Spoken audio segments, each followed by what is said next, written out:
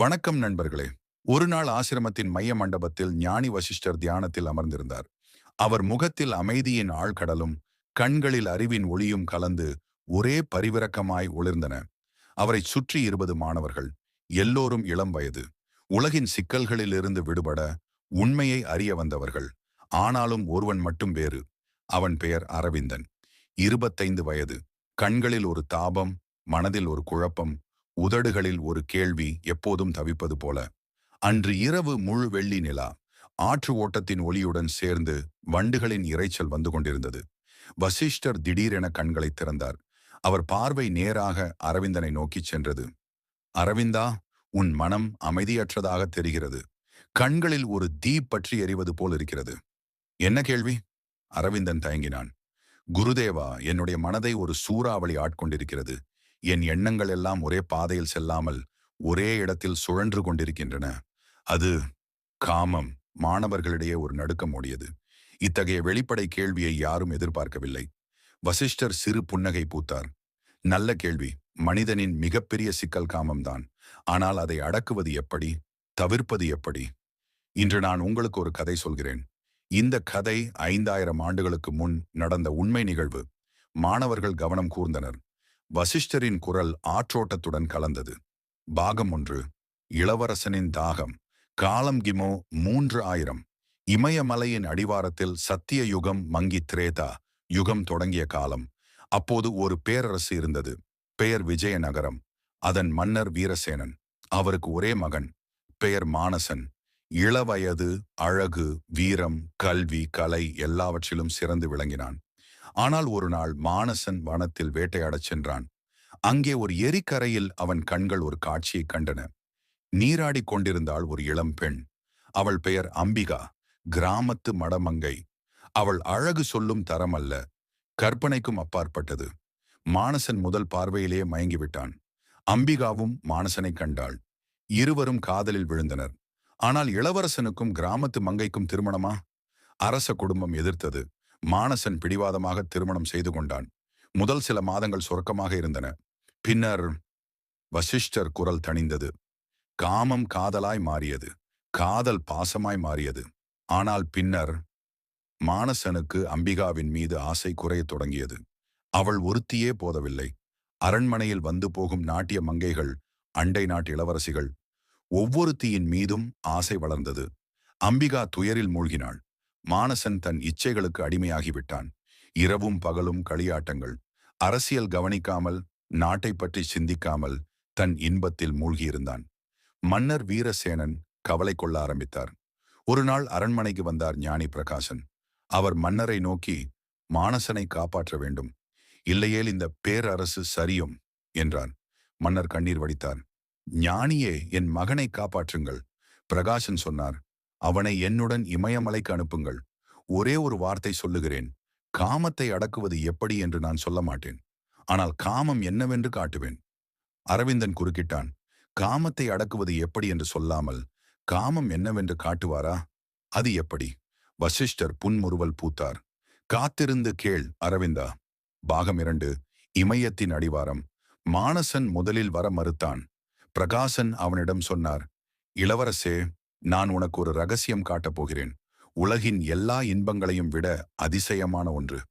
இதைக் கேட்ட மானசன் சிறிது ஈர்க்கப்பட்டான். இருவரும் பயணமானார்கள். 15 நாட்கள் கடும் பயணம். இமயமலையின் அடிவாரத்தை அடைந்தபோது மானசன் களைப்படைந்து விட்டான். ஞானியே, இனிமேல் எங்கே போகிறோம் என்றான். மேலே என்றார் பிரகாசன். மலை உச்சிக்கா? அதற்கும் மேலே. மானசன் திகைத்தான். அவர்கள் ஏறத் தொடங்கினர். 3 நாட்கள் ஏறினர்.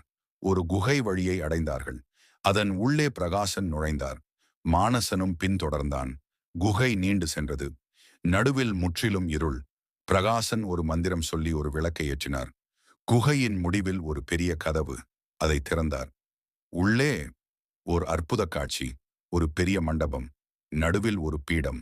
அதன் மீது ஒரு பழங்கால சிலை. அது ஒரு பெண்ணின் சிலை. ஆனால் அது என்ன அழகு! மானசன் வாழ்க்கையில் கண்ட எல்லா பெண்களையும் விட அதிசயமான அழகு.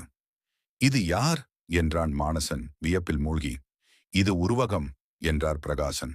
காமதேவனின் சக்தியின் உருவகம். இந்த சிலையை பார்த்தால் மனிதன் தன் இதயத்தின் ஆழத்தில் எதை தேடுகிறான் என்பது புரியும். மானசன் சிலையை வெறித்து பார்த்தான். அவன் கண்களில் மீண்டும் அந்த தீப்பொறி பற்றி எரிந்தது. எனக்கு இந்த சிலை வேண்டும் என்றான். பிரகாசன் சிரித்தார். அதை நான் எதிர்பார்த்தேன். ஆனால் முதலில் ஒரு சோதனை. இந்த குகையின் ஆழத்தில் இன்னும் பல அறைகள் உள்ளன. ஒவ்வொன்றும் ஒரு படியாகும். நீ இந்த படிகளை கடந்தால் இந்த சிலை உன்னுடையது. மானசன் ஒப்புக்கொண்டான். முதல் சோதனை என்ன? முதல் அறை என்றார் பிரகாசன். மற்றொரு கதவை திறந்தார். பாகம் 3. முதல் அறை, காதலின் நினைவு. மானசன் உள்ளே நுழைந்தான். அறை சிறியது. நடுவில் ஒரு குடில். அதன் உள்ளே அம்பிகா உட்கார்ந்திருந்தாள். உண்மையான அம்பிகா அல்ல, ஒரு மாய உருவம். மானசா என்றாள் அம்பிகா கண்ணீர் மல்க. நீ என்னை மறந்து விட்டாயா? நம் காதலின் நாட்களை மறந்து விட்டாயா? அந்த முதல் சந்திப்பு, அந்த முதல் தொடு, அந்த முதல் முத்தம். மானசனின் இதயம் துடித்தது. அவன் முன்னேற முயன்றான். ஆனால் அம்பிகாவின் உருவம் மாறியது. அது இப்போது அவள் தன்னை காணாமற் போன பிறகு தனிமையில் அழுது கொண்டிருக்கும் காட்சியாக மாறியது. அவள் பாடிக்கொண்டிருந்தாள். மரமென்று நினைத்தேன், மரமல்ல மானை கண்டேன். மானென்று நினைத்தேன், மானல்ல மனிதனை கண்டேன். மனிதன் என்று நினைத்தேன், மனிதனல்ல கடவுளை கண்டேன். கடவுள் என்று நினைத்தேன், கடவுளல்ல காற்றைக் கண்டேன். மானசன் கண்களில் நீர் துடித்தது. அவன் திரும்பி வெளியே வந்தான். பிரகாசனை நோக்கி, இது என்ன சோதனை என்றான் கோபத்துடன். காமம் காதலாய் மாறும்போது அது பாசத்தை உருவாக்கும். அந்த பாசத்திலிருந்து விடுபட முடியாமல் மனிதன் தவிக்கிறான். ஆனால் காமம் தொடங்கிய இடத்துக்கே திரும்பி பார்க்கச் சொல்வது இது. நீ அம்பிகாவை காதலித்த போது அது காமமா? இரண்டாவது அறை பெரியது. நடுவில் ஒரு நீர்நிலை. அதில் நீராடிக் கொண்டிருந்தனர் பல பெண்கள். அவர்கள் அனைவரும் மானசன் வாழ்க்கையில் சந்தித்த பெண்கள். அவன் விரும்பியவர்கள், விலகியவர்கள், பெற முடியாதவர்கள். ஒவ்வொருத்தியும் அவனை நோக்கி, மானசா வா என்று அழைத்தனர். அவன் முன்னேறினான். ஆனால் அவன் நெருங்க நெருங்க அவர்கள் தொலைந்தனர். கனவு போல் மறைந்தனர். மீண்டும் தூரத்தில் தோன்றினர். மானசன் கோபத்தில் கூவினான். நில், ஏன் தப்பி ஓடுகிறீர்கள்? ஒரு குரல் பதிலளித்தது. நாங்கள் தப்பி ஓடவில்லை. நீயே எப்போதும் துரத்தி கொண்டிருக்கிறாய். நீ பெற்றதை விட்டுவிட்டு பெறாததை தேடுகிறாய்.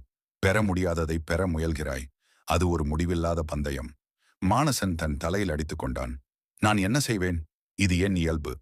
இயல்பல்ல, இச்சை என்று குரல் கூறியது. காமம் என்பது இச்சையின் நிழல். நிழலை நீ துரத்தினால் அது எப்போதும் முன்னே ஓடும். நீ நின்றால் அது வந்து உன்னை மூடும். ஆனால் உன்னை தொட முடியாது. மானசன் வெளியே வந்தான். அவன் முகம் வெளிரியிருந்தது. நான் என்ன செய்ய வேண்டும் என்றான் பிரகாசனிடம். மூன்றாவது அறைக்குச் செல் என்றார் ஞானி. பாகம் 5. மூன்றாம் அறை வெறுமையின் எதிரொலி.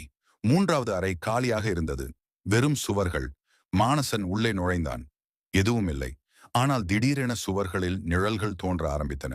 அவை பல்வேறு காட்சிகள். மானசனின் எதிர்கால நிழல்கள். ஒரு நிழல் முதிர்ந்த வயதில், தனிமையில், பெண்களால் சூழப்பட்டிருந்தாலும் உள்ளார்ந்த வெறுமையில் தவிக்கும் மானசன். இன்னொரு நிழல் அரச பதவியை இழந்து இச்சைகளுக்கு அடிமையாகி தெருவோரம் கிடக்கும் மானசன். மற்றொரு நிழல் பல பெண்களை வைத்துக்கொண்டு ஆனால் யாருடனும் மனநிறைவு இல்லாமல் சந்தேகத்தில் வாடும் மானசன். மானசன் கத்தினான். இது என்ன? இது எதிர்காலமா? குரல் ஒன்று. இல்லை, இது சாத்தியமான எதிர்காலங்கள். காமத்தை அடக்காமல் அதற்கு அடிமையாகி வாழும் மனிதனின் முடிவுகள் இவை. நான் எப்படி தப்பிப்பேன் என்றான் மானசன். நான்காவது அறை சிறியது. நடுவில் ஒரு கண்ணாடி. மானசன் அதன் முன் நின்றான். கண்ணாடியில் அவன் முகம் தெரிந்தது. ஆனால் அது மாறியது. முதலில் இளைஞனாக, பின்னர் முதியவனாக, பின்னர் குழந்தையாக, பின்னர் மீண்டும் இளைஞனாக. இது என்ன மாயம் என்றான் மானசன். கண்ணாடியிலிருந்து குரல் வந்தது. நீ யார்? நான் மானசன், விஜயநகர இளவரசன். அது உன் பெயர்? நீ யார்? நான் ஒரு மனிதன். அது உன் இனம். நீ யார்? மானசன் பதிலளிக்க முடியவில்லை. கண்ணாடியில் அவன் உருவம் மறைந்தது. அதற்கு பதிலாக ஒரு ஜோதி தோன்றியது. அது பிரகாசித்தது, மங்கியது, மீண்டும் பிரகாசித்தது. இது என்ன என்றான் மானசன். இது காமத்தின் உண்மை என்றது குரல். காமம் என்பது தனிமையின் எதிரொலி. முழுமையாக இருக்க வேண்டும் என்ற ஆசை. ஆனால் மனிதன் அதை பெண்ணில் தேடுகிறான், பொருளில் தேடுகிறான், பதவியில் தேடுகிறான். ஆனால் அந்த முழுமை உள்ளேதான் இருக்கிறது. உள்ளே எங்கே என்றான் மானசன். நீயே கண்டுபிடி என்றது குரல். கண்ணாடி உடைந்தது. அதன் துண்டுகள் தரையில் விழுந்தன. ஒவ்வொரு துண்டிலும் மானசனின் பிரதிபலிப்பு இருந்தது. மானசன் வெளியே வந்தான். அவன் கண்கள் மாறியிருந்தன. தாபம் குறைந்திருந்தது. ஏதோ ஒரு புரிதல் தொடங்கியது. பாகம் 7. 5ஆம் அறை, விடுதலை. 5வது அறைக்குள் நுழையும் முன் பிரகாசன் கூறினார், இது கடைசி அறை. இதற்குப் பிறகு நீ திரும்பி பார்க்க மாட்டாய். மானசன் உள்ளே நுழைந்தான். அறை மிகப் பெரியது. ஆனால் அதில் எதுவும் இல்லை. வெறும் வெளி. நடுவில் ஒரு தூண் மட்டும். அதில் எழுதப்பட்டிருந்தது, காமம் வெறும் ஆற்றல். அதை எரிபொருளாக்கலாம் அல்லது தீயாக்கலாம். மானசன் அருகே நடந்தான். திடீரென அவனை சுற்றி அவன் வாழ்க்கையின் காட்சிகள் தோன்றின. அம்பிகாவுடனான முதல் சந்திப்பு, அவளுடனான திருமண இரவு, பிற பெண்களை நோக்கி அவனது பார்வைகள், அவனது இச்சைகள், ஏமாற்றங்கள், துயரங்கள் எல்லாம் ஒரே நேரத்தில் வெள்ளம் போல் வந்து மூழ்கடித்தன. மானசன் கீழே விழுந்தான். அவன் அழத் தொடங்கினான். வெட்கம், நாணம், வருத்தம் எல்லாம் ஒரே சேர்ந்து வெளிப்பட்டன. மன்னிக்கவும், எல்லோரையும் மன்னிக்கவும் என்று கத்தினான்.